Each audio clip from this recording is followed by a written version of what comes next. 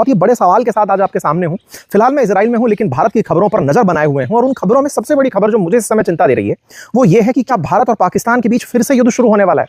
यह सवाल मैं क्यों कर रहा हूं, इसको थोड़ा सा आप तथ्यों से रिलेट करते जाइएगा। पहले मैं आपको एक ब्रीफ इंट्रो देता हूं, उसके बाद में हम चलेंगे पूरी घटनाओं पर और उसके और डिटेल एनालिसिस पर। कुछ तारीखें याद करिए। 17 अप्रैल के दिन आसिम मुनीर ने हिंदुओं के बारे में कहा था कि ये हमसे अलग हैं, हमें इनसे कोई लेना देना नहीं है, कश्मीर हमारी जगलर वेन है। 17 अप्रैल को वो आदमी भड़काऊ बयान देता है, टू नेशन थ्योरी के ऊपर आकर के स्टेटमेंट देता है और कुछ ही समय बाद में यानी कि 5 दिन बाद में 22 अप्रैल को पहलगाम के अंदर हिंदुओं को टारगेट करके हिंसा हो जाती है। क्या आप इस बात को रिलेट कर पा रहे हैं? 17 दिन और फिर 22 तारीख, मतलब कुछ इस तरह के घटना थे कि एक तरफ पाकिस्तान के अंदर बैठे कुछ हुक्मरान कुछ बयान देते हैं और उस बयान का सीधा रिपरकशन स्लीपर सेल्स या जो आतंकवादी छुपकर बैठे हैं वो उसे एक संदेश के रूप में लेते हैं, क्योंकि मीडिया उसे सर्कुलेट कर देती है। अब दूसरी घटना पर चलते हैं। ताजा ताजा आसिम मुनीर अमेरिका में बैठ करके भारत पर भौंक रहे थे।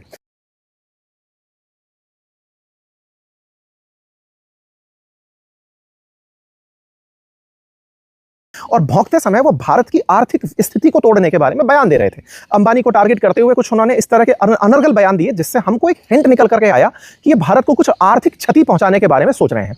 अब आप जब इसको आर्थिक क्षति के रूप में जोड़ने निकलते हैं तो आइए आज मैं आपको विश्लेषण तक लेके चलता हूं, कैसे आर्थिक क्षति भारत तक पहुंचने वाली है। आप कहेंगे सर पहुंच तो चुकी है, 50% तक भारत पर टैरिफ अमेरिका लगा चुका है। अब आपको क्या नजर आ रहा है? साथियों, जो मुझे नजर आ रहा है उसका एक ब्रीफ केवल इतना सा समझ लो, एक सीक्वेंस बोल रहा हूं, इसे जोड़ते जाइएगा। 15 अगस्त के दिन रूस और अमेरिका के बीच में अलास्का के अंदर संधि होने जा रही है, जो कि जेलेंस्की को लेकर के है। अगर वो संधि हो जाती है, पुतिन मान जाते हैं, तो ट्रंप अपनी बात पर जीत जाएंगे।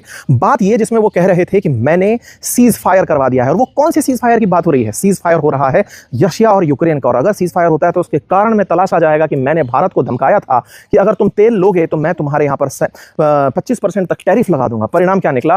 टैरिफ के डर से भारत कहीं रूस तक पहुंच करके डोभाल साहब से ये तो नहीं कहलवा दिया कि आप मान जाइए ना, क्योंकि हम पर टैरिफ आ गया है। कुछ ट्रंप इसी तरह के बयान आने वाले समय में 15 अगस्त के बाद देने वाले हैं। आप इस लाइन को कोट करके रख लीजिएगा, यदि 15 अगस्त के दिन रशिया यूक्रेन सीज फायर हो जाता है। अब उसके बाद में मैं फिर भारत पाकिस्तान के युद्ध की क्यों बात कर रहा हूं उसे मैं रिलेट करूंगा, लेकिन फिलहाल के लिए आप इतना समझ लीजिए कि भारत पाकिस्तान से ज्यादा जरूरी रशिया यूक्रेन में पुतिन का इस अलास्का की मीटिंग में विजयी घोषित होकर निकलना जरूरी है। अगर वो यहां पर किसी भी तरह से कॉम्प्रोमाइजिंग स्थिति में आते हैं तो 15 अगस्त के बाद भारत की स्थिति और क्रिटिकल हो जाएगी। कारण होगा सिंधु जल समझौता। आइए अब मैं आपको सिंधु जल समझौते पर लेकर चलता हूं। जैसा कि आप सभी लोग इन दिनों एक चीज बहुत ज्यादा ऑब्जर्व कर रहे होंगे कि भारत पाकिस्तान के मसले में 17 अप्रैल को आसिम मुनीर बयान देते हैं कि हिंदू हमसे अलग हैं। 17 अगस्त को बयान देते हैं, कश्मीर को जगलर वेन बताते हैं। 22 अप्रैल को भारत पर पहलगाम में आतंकी हमला हो जाता है, हिंदुओं को टारगेट करके हमला किया जाता है। ये जो हमला हुआ, इस हमले के कुछ ही दिन के अंदर भारत ने इंडस वाटर ट्रीटी को पॉज कर दिया। कहा कि अब हम पाकिस्तान के साथ 1960 में हुई उस ट्रीटी को नहीं मानते, हम इंडस वाटर को अपने हिसाब से यूज करेंगे। लेकिन क्या आपने ऑब्जर्व किया कि मई की घटना से लेकर अब तक, हम मई से लेकर के जब अब आज की बात कर रहे हैं तो अब तक में इंडस वाटर ट्रीटी को लेकर ज्यादा भड़काऊ बयान नहीं आए थे। हाँ, बीच बीच में बिलावल भुट्टो जैसे भुट्टे भौंक रहे थे कि उनको कहना था कि हाँ भाई, अगर आपने पानी रोक दिया तो हम खून की नदियां बहा दें। मूसा कश्मीर में हुआ, मगर भारत ने पाकिस्तान पे इल्जाम लगाया है। भारत ने अपना कमजोरियां छुपाने के लिए, अपने अवाम को बेवकूफ बनाने के लिए मोदी ने पाकिस्तान को झूठे इल्जामात पाकिस्तान पे लगाए हैं कि ये इस दहशतगर्दी के वाकया के पीछे है, और इसकी वजह से इन्होंने ऐलान किया है कि ये इनका एकतरफा फैसला है कि जो इंडस वाटर ट्रीटी है, जो मुआहिदा हुआ पाकिस्तान और भारत के दरमियान, जिसके तहत भारत ये मान चुका कि सिंधु आपका है, सिंधु पाकिस्तान का है। मोदी ने और उनकी हुकूमत ने ऐलान किया कि अब वो ये मुआहिदा नहीं मानते।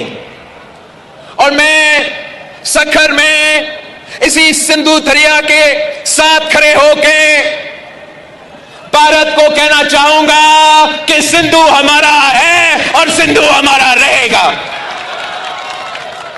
या इस दरिया से हमारा पानी बहेगा या उनका खून बहेगा। ऐसे नहीं हो सकता, ऐसे नहीं हो सकता कि एक दिन तू उठ जाए और यह फैसला करे कि आप इंडस वाटर ट्रीटी को नहीं मानते हैं। लेकिन वो कंसिडरेबल पोजीशंस पर नहीं थे। लेकिन ताजा ताजा अमेरिका की गोदी में बैठे हुए आसिम मुनीर ने ना केवल वहां जाकर सिंधु जल के ऊपर भारत को धमकाया, अपितु न्यूक्लियर हमले तक की धमकी दे दी। आसिम मुनीर के ऊपर हमने सेशन किया था जिसमें उसने हमको परमाणु हमले की धमकी दी थी कि तुम पानी का एक बूंद नहीं रोक सकते।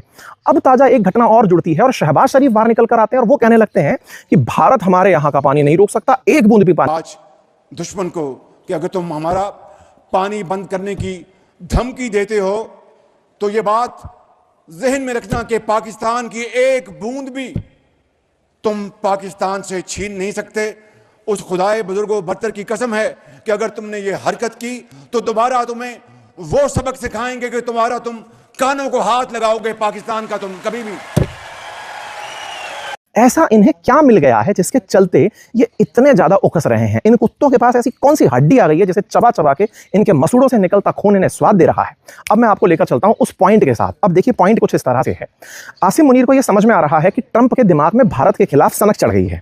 सनक चढ़ गई है, उसके चलते ट्रंप लगातार भारत के साथ कुछ ऐसा किए जा रहे हैं जो कि अनप्रेसिडेंटेड था। जैसे चाइना को 90 दिन की और मोहलत देना कि तुम पर अभी हम प्रतिबंध नहीं लगाएंगे, भले ही तुम रूस से कितना भी तेल मंगाते रहो, नंबर 1। नंबर दूसरा, अमेरिका के द्वारा रूस को धमकाते हुए यह कहना कि भारत तुमसे तेल खरीदता है, 25% टैरिफ मैं भारत पर लगा दूंगा, नंबर 2। नंबर तीसरा, भारत के समर्थन में माने जाने वाली बलोच लिबरेशन आर्मी और साथ ही साथ में मजीद ब्रिगेड को पाकिस्तान के अंदर बैन कर दिया जाता है, आतंकी संगठन घोषित करवा लिया जाता है। इतना ही नहीं, भारत पर 25% टैरिफ अनाउंस होता है और पाकिस्तान पर मात्र 19%। भारत पर रूस से तेल खरीदने के कारण एडिशनल 25% टैरिफ अनाउंस होता है, पाकिस्तान वहीं 19% के साथ साथ अपने यहां ऑयल रिजर्व निकलवाने की बात पर अमेरिका के साथ खड़ा हो जाता है।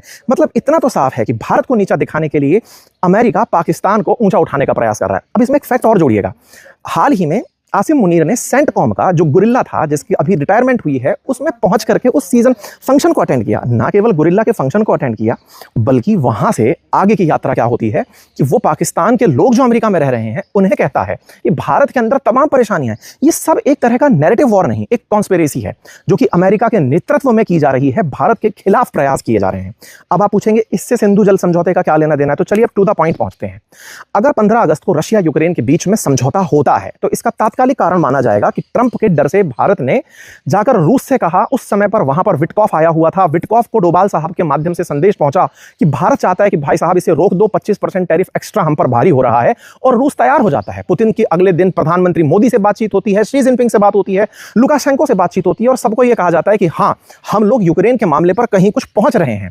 न्यूज सर्कुलेट होने लगती है। हाल ही में ट्रंप का जो बयान है उसे देखकर यह लगता है कि वो एक तरह से पुतिन को छेड़ रहे हैं, यह कहते हुए कि 8 अगस्त को सैंक्शन लगना था लेकिन उससे एक दिन पहले ही हमारे पास फोन आ गया और मैंने अपना मीडिएटर वहां भेज दिया। कौन मीडिएटर भेज दिया? विटकॉफ को अमेरिका वालों ने रूस भेज दिया। अब एक और प्रश्न यहां जोड़ते हैं, अगर यह कहानी घट जाती है, कौन सी कहानी? अगर यह स्थिति बन जाती है कि रशिया यूक्रेन समझौता होता है तो ट्रंप के पास एक सूत्री कार्यक्रम रहेगा, भारत पाकिस्तान में पाकिस्तान को विजेता घोषित करना। अब आपके दिमाग में फिर प्रश्न आएगा, पाकिस्तान को विजेता घोषित करने के तरीके क्या होंगे? तरीका यह होगा कि पाकिस्तान हमसे कहेगा कि मुझे इंडस वाटर का पानी चाहिए, इंडस वाटर चाहिए, ट्रीटी का वायलेशन नहीं हो सकता। अब आप कहेंगे अमेरिका का क्या लेना देना है?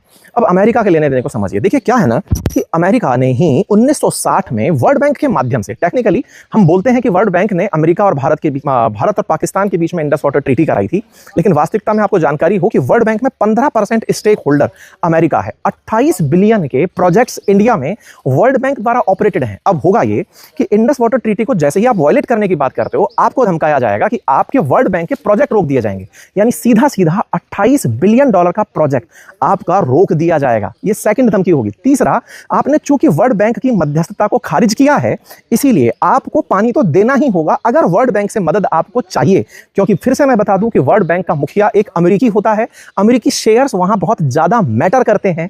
यह तथ्य आपको अतिरिक्त रूप से पता होना चाहिए। तो अब पाकिस्तान क्या करेगा कि इंडस वाटर के नाम पर भारत के साथ कलेश करेगा और यह चाहेगा कि किसी ना किसी तरीके से इंडस वाटर को वो भारत से रिलीज करा ले और अमेरिका से कहलवा के वर्ल्ड बैंक की मध्यस्थता को इंपॉर्टेंस दिलवा दे। मतलब कुछ इस तरीके से कि भारत पाकिस्तान वर्ल्ड बैंक को इग्नोर नहीं कर सकते, अगर किए तो भारत को घातक परिणाम भुगतने होंगे। लास्ट पॉइंट जिसकी वजह से मैं युद्ध के ऊपर जा रहा हूं वो ये कि पाकिस्तान इसी इंडस वाटर को प्राप्त करने के लिए संभव है कि भारत पर सीज फायर वायलेशन करे, सीधा सीधा डायरेक्ट क्रॉस बॉर्डर वो हम पर अटैक कर सकता है। ये एक इंपॉर्टेंट फैक्ट है जिसे आपको समझना चाहिए।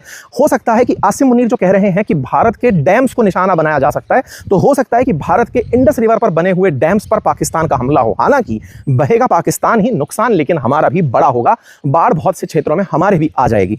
तो आने वाले समय में अमेरिका और ज्यादा खुलकर पाकिस्तान के साथ जाएगा। कुल मिलाकर के इस पूरी कहानी का सार अगर मैं केंद्रित करने निकलूं तो वो एक ही जगह जा रहा है कि 15 अगस्त के दिन रशिया यूक्रेन के बीच हो रहे समझौते में पुतिन विजेता की भूमिका में अगर निकलते हैं तो भारत का भविष्य सैंक्शंस की तुलना में सुरक्षित होगा। हो सकता है कि अगर पुतिन विजेता बनकर निकलते हैं तो हमारे लिए भी जो हमारे सैंक्शंस हैं या फिर कहिए जो 25% का एडिशनल टैरिफ हम पर तेल खरीदने की वजह से लगा है वो न्यूट्रलाइज हो सकता है। अगर किसी तरह से ट्रंप हावी होते हुए दिखते हैं, ट्रंप विजेता बनकर यहां पर निकलते हैं, तो ये देखने वाली बात होगी साथियों। और ये बहुत इंपॉर्टेंट होगा आप सबके लिए जानना, क्योंकि अगर ट्रंप पुतिन को दबाने में कामयाब हो गए, यूक्रेन का पक्ष रखने में कामयाब हो गए, तो दुनिया को संदेश सिर्फ इतना जाएगा कि हमने तेल के लिए मना किया था, भारत पहुंचा सीधा वहां जब विटकॉफ थे, डोवाल साहब का संदेश गया, पीएम मोदी से पुतिन की बातचीत हुई, पुतिन तैयार हुए तुरंत जाने के लिए 15 अगस्त को अलास्का, और उसकी वजह से ये सारा काम हुआ। तो अमेरिका कह पाएगा कि इंडिया की नस आसानी से दबाई जा सकती है, और अगली नस दबाने के लिए वो वर्ल्ड बैंक को ही पावर देकर कहेगा। तो आपको क्या लगता है? 15 अगस्त पर अपन सबकी नजरें हैं। भारत के लिए न केवल आजादी बल्कि आर्थिक आजादी के लिए भी एक गौरवशाली क्षण होगा या चिंता का विषय? मुझे कमेंट बॉक्स में जरूर बताइएगा। यह था मेरा विश्लेषण। जानकारी पसंद आई हो तो अपने साथियों से जरूर साझा कीजिएगा। चैनल पर नए हैं तो सब्सक्राइब कर लीजिए।